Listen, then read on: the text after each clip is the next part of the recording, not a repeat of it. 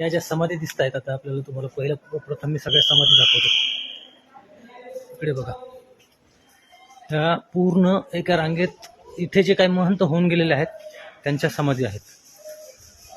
त्या समाधीची संख्या मी मोजून दाखवतो पहिला आता तुम्हाला दाखवून. तर इकडे 4 आहेत, 5, 6, 7, 8, 9, 10, 11, 12, 13,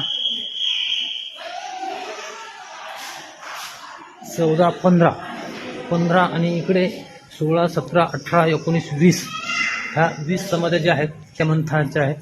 या ठिकाणी जे महंत होऊन गेलेले त्या महंतांच्या आहेत.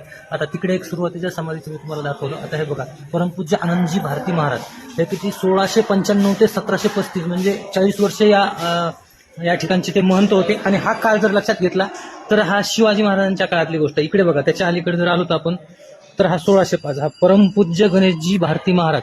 म्हणजे हा काळ आपल्याला सरळ आपल्याला शिवकाळात म्हणजे छत्रपती शिवाजी महाराज ज्यावेळेस होते त्यावेळेस आपल्याला इथे परमपूज्य गणेशजी भारती महाराज या संस्थेचे मठाधिपती होते.